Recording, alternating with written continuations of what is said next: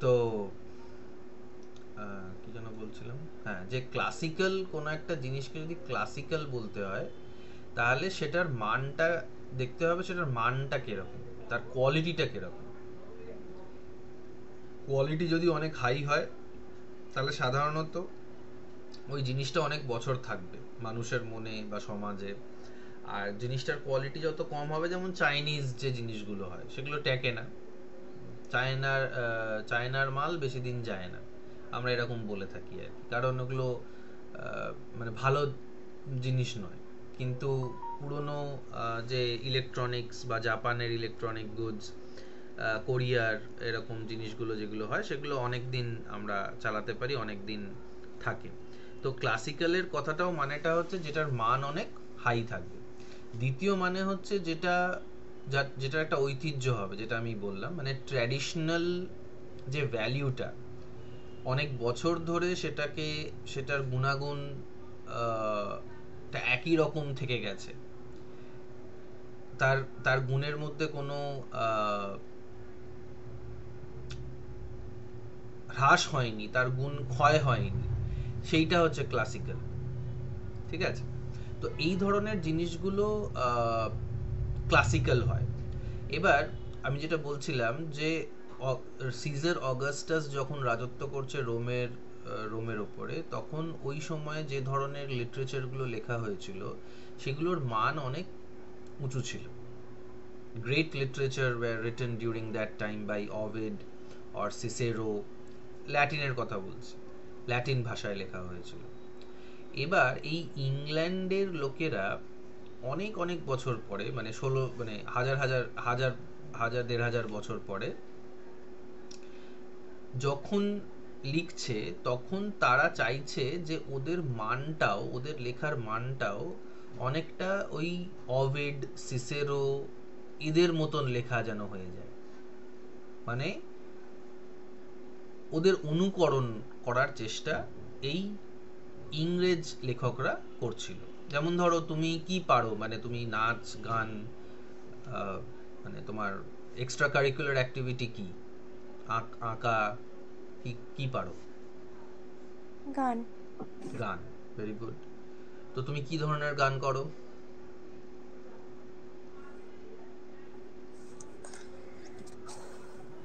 আচ্ছা, আগে করতাম, এখন আর করিনি।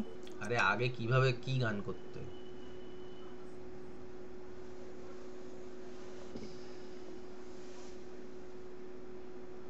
সে গান তো অনেক রকমই করতাম, মানে কিরকম বলতে কিসের কথা মানে বলতে কোথায় চাইছো? শিখতে, বা কি ঘরানা, এগুলো তো থাকে না?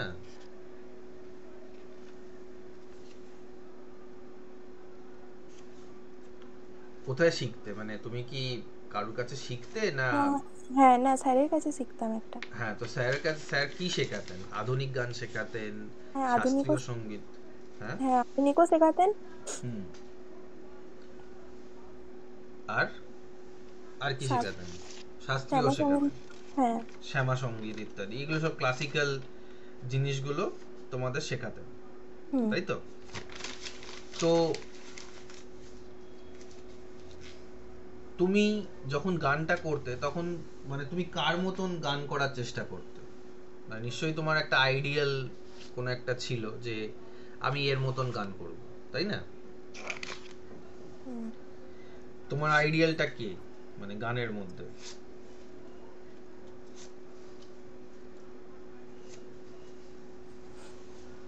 লতা মঙ্গেশকর হতে পারে, আশা ভোঁসলে ঘোষাল। হতে পারে।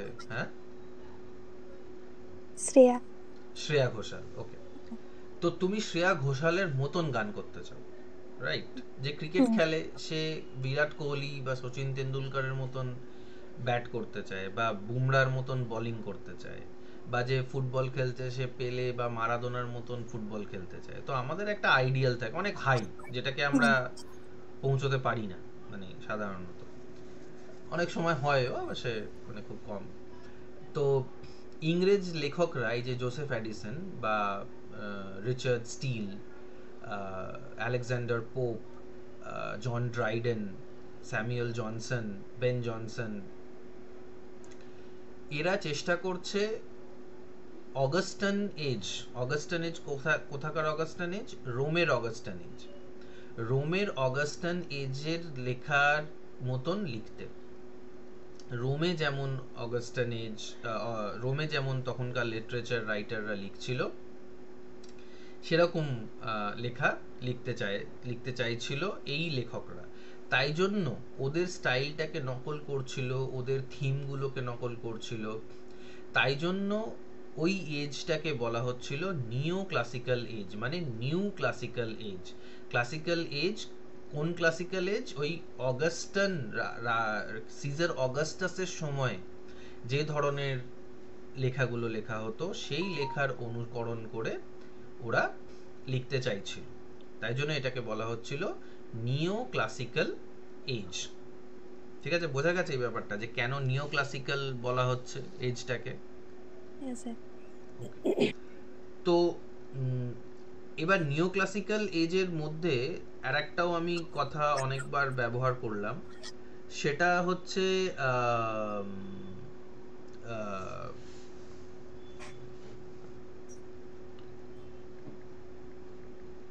যে age of prose and reason, এই শব্দটা ব্যবহার, এই এটা বলেছি আমি, age of prose reason. Prose and reason, ঠিক আছে। তো এই এজ অফ প্রোজ অ্যান্ড রিজনের ক্ষেত্রে দেখা যাচ্ছে যে প্রোজ যেটা, সেটার মধ্যে সব থেকে উন্নত যে ফরম্যাটটা তৈরি হয় এই এজের, সেটা হচ্ছে পিরিয়ডিক্যাল এসেজ বা শুধু এসে। এসে মানে কি বোঝো? What do you understand by the term essay? ছোট গল্পগুলোকেই। না, গল্প আলাদা, গল্প ইজ ফিকশন, এসে ফিকশন নয়, এসে রিয়েল, অ্যাকচুয়াল ফ্যাকচুয়াল জিনিসের উপরে লেখা হয়।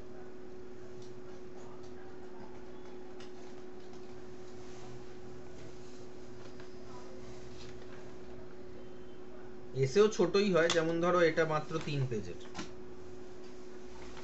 বাট এসে আর কি, মানে এসের আর কি ইয়ে আছে?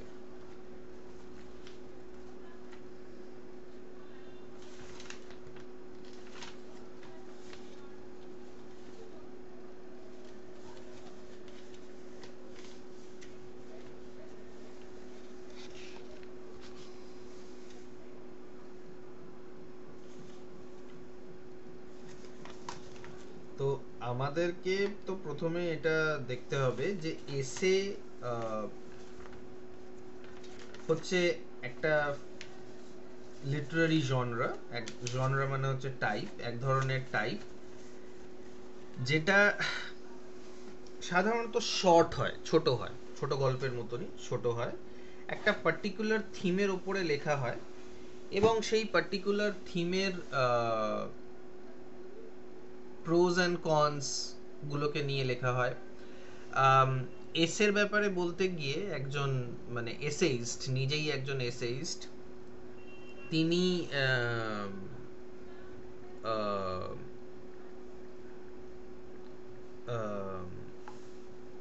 তিনি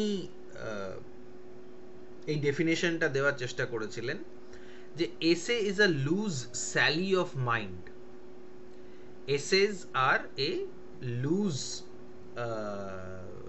Sally of mind, SALLY, sally মানে লুজ স্যালি বলতে কিছু চিন্তা ভাবনা মাথার মধ্যে আসছে, সেই চিন্তা ভাবনা গুলোকে আমি কি করছি, লিখে রাখছি, স্ক্রিবল করছি। আমরা অনেক সময় খাতার পেছনে অনেক কিছু লিখি না, তো ওগুলোকে নিয়ে যদি আমরা একটা পুরো লেখা তৈরি করি তাহলেই সেটা হয়ে যাবে একটা এসে। এসে কথাটার অ্যাকচুয়াল মানেটাই হচ্ছে ট্রাই, চেষ্টা। তো আমরা যখন কিছু একটা লেখার চেষ্টা করি তখনই সেইটাকে এসে বলা যেতে পারে আর কি, ঠিক আছে। তো এসের ব্যাপারে আমি আরো ডেফিনেশন দিয়ে দেবো, কারণ এই প্রশ্নটা এইভাবে উত্তর আমরা দিতে পারবো যে এক্সাম্পল অফ এসে মানে mischiefs of the party spirit as a periodical essay, ঠিক আছে? তখন এই এসের ডেফিনেশনটা আমাদেরকে দিতে হবে। তো আমাকে একটুখানি মনে করিও যে এসের ডেফিনেশনটা তোমাদেরকে দিতে হবে আর কি, ঠিক আছে? ঠিক আছে, আজকে তাহলে এতদূর অবধি থাক। আমরা পরের দিন আবার এখান থেকেই শুরু করব। টেক্সটটাকে তুমি পড়ে রেখো। টেক্সটটাকে টেক্সটটার মধ্যে যদি কিছু অসুবিধে হয় তাহলে আমাকে জিজ্ঞেস করবে। ঠিক আছে। ঠিক আছে, মিটিং লিভ করতে পারো। হুম।